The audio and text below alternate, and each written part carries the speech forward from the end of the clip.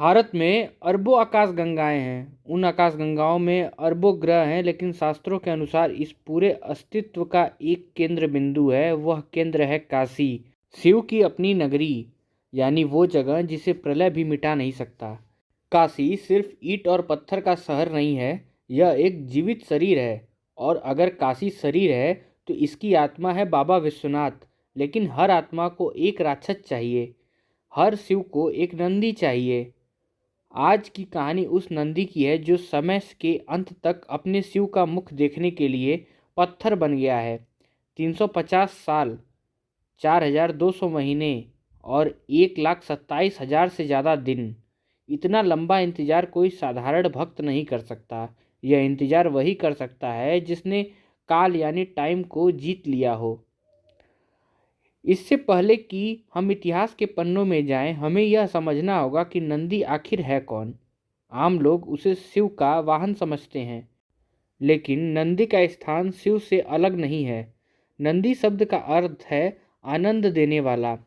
नंदी धर्म के प्रतीक है, चार पैरों वाला धर्म। नियम कहता है कि नंदी की नज़र और शिवलिंग के बीच कोई नहीं आ सकता।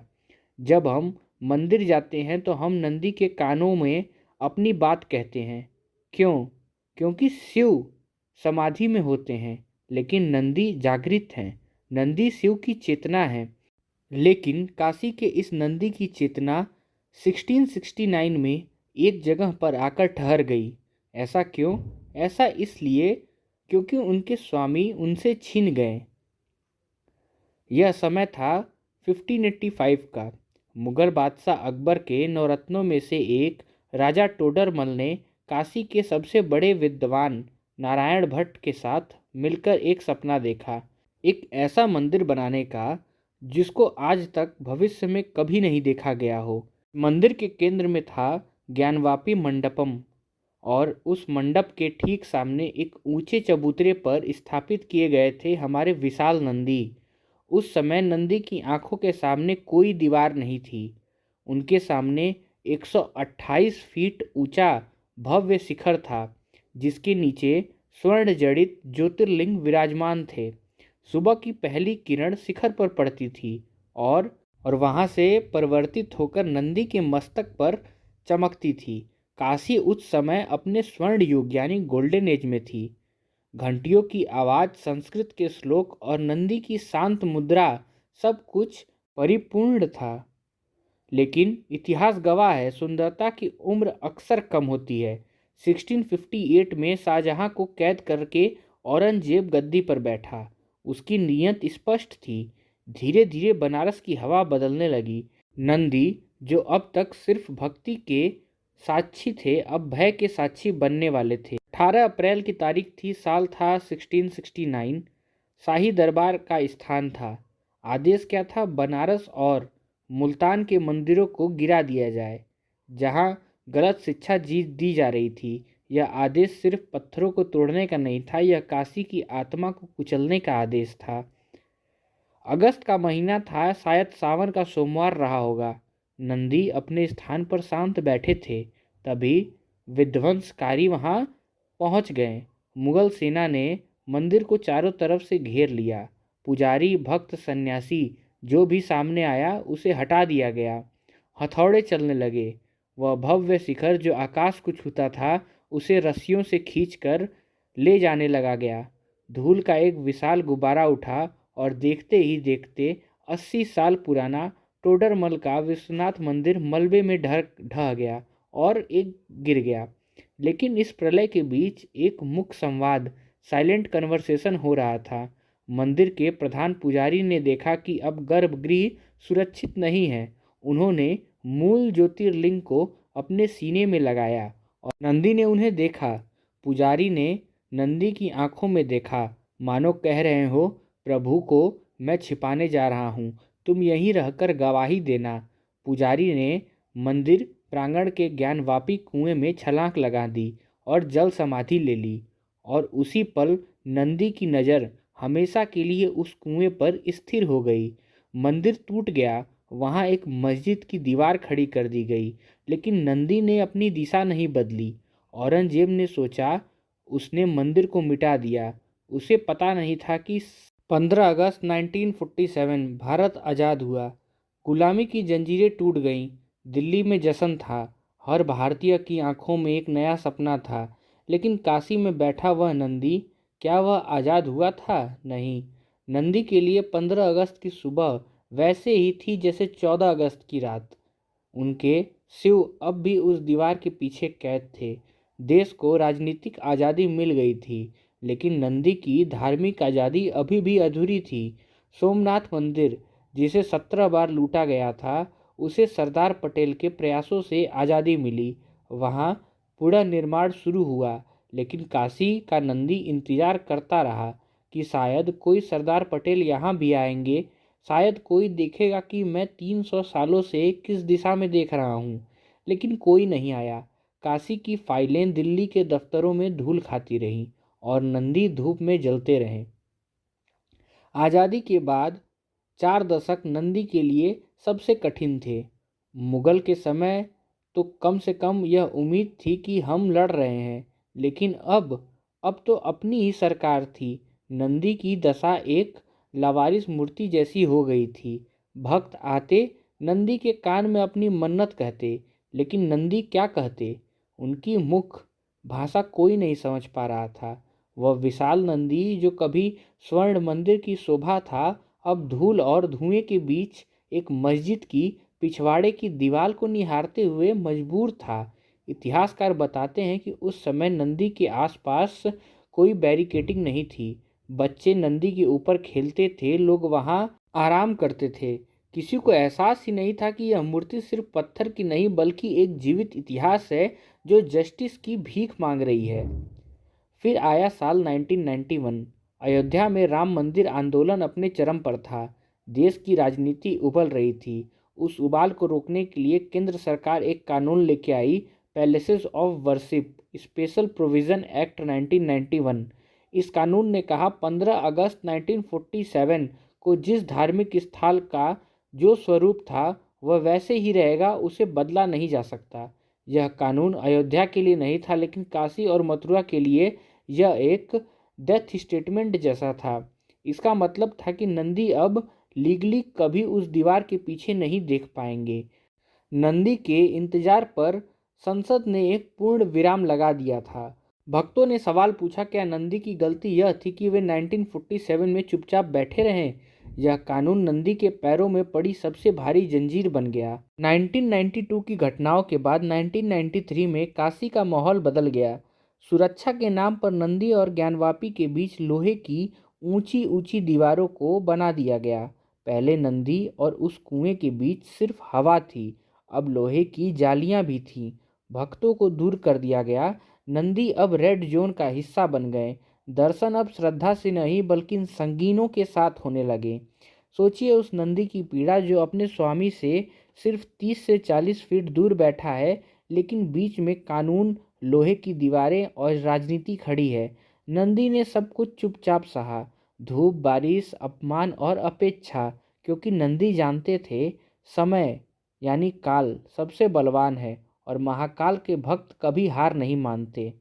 इतिहास को तो मिटाया जा सकता है, किताबों को जलाया जा सकता है, लेकिन पत्थर पत्थर कभी झूठ नहीं बोलते।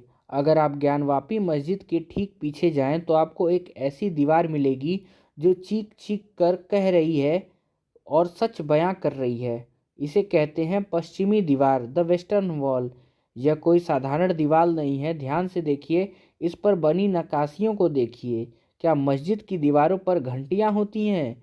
क्या वहाँ कमल के फूल और स्वास्तिक होते हैं? यह दीवार उसी 1585 वाले भव्य विश्वनाथ मंदिर का गर्भगृह का हिस्सा है, और औरंगजेब की सेना ने मंदिर तोड़ा तो इस पिछली दीवार को छोड़ दिया गया था। शायद नए ढांचे को सहारा देने के लिए यह दीवार जरूरी थी, या शायद महादेव ने इसे इसलिए बचा लिया ताकि 350 साल बाद जब दुनिया सबूत मांगे तो यह दीवार अपनी गवाही दे सके। साल 2021 कोरोना काल के सन्नाटे के बीच 5 साधारण महिलाओं ने वाराणसी कोर्ट का दरवाजा खटखटाया। उनकी मांग बहुत छोटी थी, हमें उस दीवार के पास मौजूद माँ सिंगार गौरी की पूजा करने की अनुमति दी जाए। लेकिन यह मांग एक चिंगारी थी। कोर्ट ने कहा, तथ्य जानने के लिए मौके का मुआयना करना जरूरी है। और फिर आया वह ऐतिहासिक आदेश। अदालत ने कोर्ट कमिश्नर नियुक्त किए और आदेश दिया, ज्ञानवापी परिसर के चप्पे चप्पे की वीडियोग्राफी की जाए। विरोध हुआ, बैरिकेडिंग लगी, लेकिन सत्य को अब रोका नहीं जा सकता था। मई 2022। बनारस का तापमान 45 डिग्री था, लेकिन सियासी पारा उससे कहीं ज़्यादा था। 14, 15 और 16 मई 3 दिन तक सर्वे चला। कमरे खुले, तहखाने का ताला तोड़ा गया। सर्वे टीम ने देखा कि दीवारों पर संस्कृत के श्लोक लिखे थे, खम्भों पर त्रिशूल उभरे हुए थे, लेकिन सबसे बड़ा रहस्य अभी भी पानी के नीचे छुपा था। परिसर के बीचों बीच एक तालाब था, जिसे वजू खाना कहा जाता था, जहां नमाज से पहले हाथ पैर धोए जाते थे। हिंदू पक्ष के वकील ने कहा, इस पानी को खाली करवाया जाए, हमें शक है कि सच वही है। विरोध के बावजूद पंप लगाए गए, पानी निकाले जाने लगा। नंदी बाहर बैठे थे और अंदर पानी का स्तर धीरे धीरे कम हो रहा था। 16 मई की सुबह 10:15 बजे जैसे ही वजू खाने को आखिरी कतरा पानी हटा, वहाँ एक काला पत्थर दिखाई दिया। गोल विशाल शिवलिंग, वही शिवलिंग जिसे 1669 में पुजारी ने कुएं में छुपाया था। 350 साल तक यह शिवलिंग पानी के अंदर था। इसके ऊपर लोग हाथ पैर धोते रहे, वजू करते रहे, लेकिन महादेव शांत रहे। नीलकंठ की तरह उन्होंने इस अपमान का विष पिया। कोर्ट कमिश्नर हैरान थे। हिंदू पक्ष के वकील विष्णु शंकर जैन बाहर खड़े मीडिया के सामने सिर्फ 3 शब्द कहे, बाबा मिल गए। यह खबर जंगल की आग की तरह पूरी दुनिया में फैल गई। लेकिन सबसे ज़्यादा सुकून किसे मिला होगा? उस नंदी को, क्योंकि जब वैज्ञानिकों ने नापा तो पाया कि नंदी की नाक और उस शिवलिंग की दिशा बिल्कुल सीधी रेखा में थी। 1 डिग्री का भी फर्क नहीं था।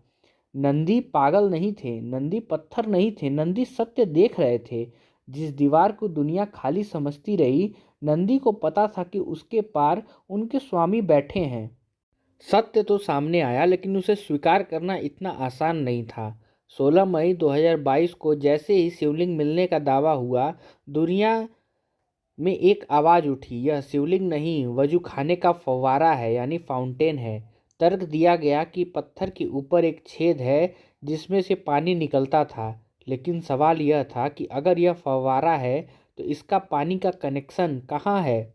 जब जांच की गई तो नीचे कोई पंप नहीं मिला। पुरातत्व के जानकारों ने पूछा, क्या मुगलों के समय बिजली थी जो फव्वारा चलता?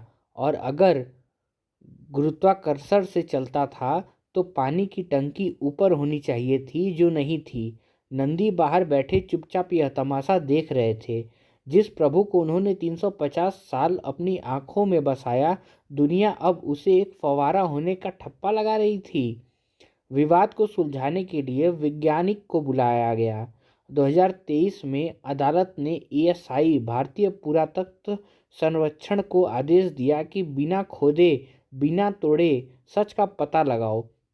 महीनों तक सर्वे चला।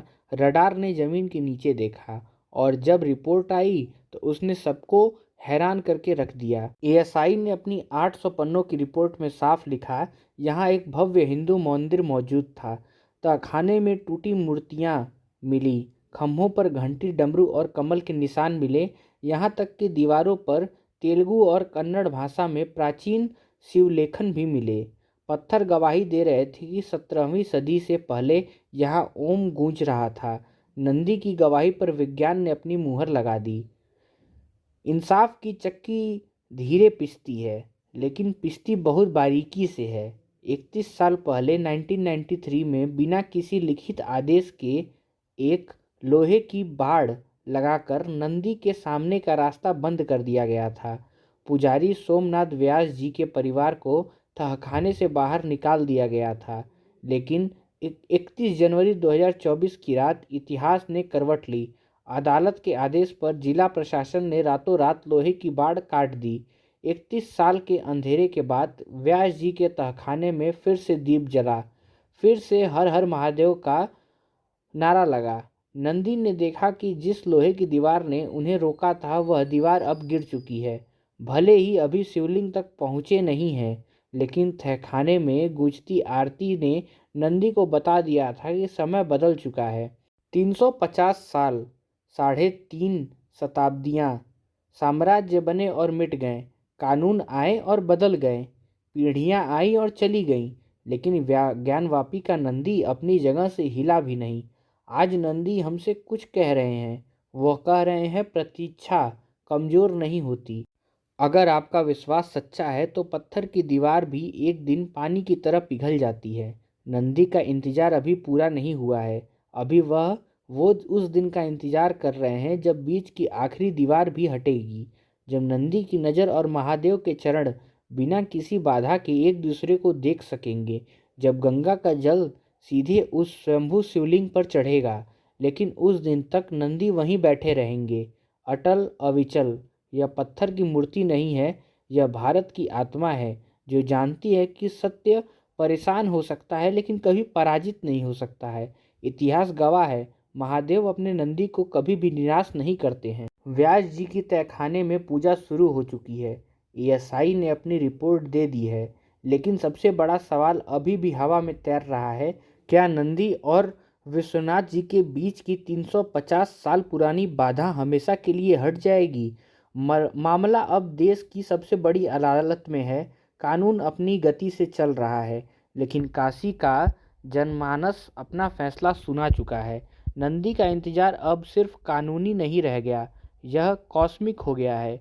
जैसे भागीरथी ने गंगा को धरती पर लाने के लिए तपस्या की थी, वैसे ही नंदी ने अपने शिव को वापस पाने के लिए एक मौन तपस्या की है।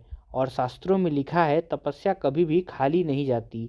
जरा एक पल के लिए आंख बंद कीजिए और कल्पना कीजिए उस दिन की, जब काशी की सुबह होगी, लेकिन बीच में कोई लोहे की जाली नहीं होगी। अब आप नंदी के पास खड़े होंगे और आपको सामने दीवार नहीं बल्कि स्वर्ण जड़ित शिवलिंग दिखाई देगा। जब गंगा का जल लोटा से गिरते ही सीधे महादेव के मस्तक पर पहुँचेगा, उस दिन सिर्फ एक मंदिर का पुनः निर्माण नहीं होगा, उस दिन भारत की आत्मा का भी निर्माण होगा। इतिहास ने जो घाव दिए थे, समय उस पर मरहम लगा देगा। नंदी की पत्थर की आंखों में उस दिन शायद आंसू होंगे, खुशी के आंसू होंगे, क्योंकि 350 साल बाद उनका वनवास खत्म होगा। साम्राज्य आए और चले गए, बादशाहों ने अपनी तलवारों से लहराई बहुत सारी खून की और आंधी की धूलें, सरकारों ने कानून बनाए और बदल दिए, लेकिन ज्ञानवापी का नंदी वहीं बैठा रहा। नंदी ने हमें सिखाया कि शोर मचाने से सत्य नहीं बदलता, सत्य के लिए बस एक जगह टिके रहना पड़ता है। अगर आपके जीवन में कभी ऐसा पल आए जब आपको लगे कि न्याय नहीं मिल रहा, तब लगे कि अंधेरा बहुत गहरा है, तो काशी के इस नंदी को याद कर लीजिएगा। याद रखना कि रात चाहे 350 साल लंबी ही क्यों ना हो, सूर्य उदय जरूर होता है। नंदी जीत गए हैं क्योंकि उन्होंने इंतजार किया। और महादेव, महादेव तो सदैव अपने नंदी के साथ ही थे और रहेंगे भी। सत्यम शिवम सुंदरम और हर हर महादेव।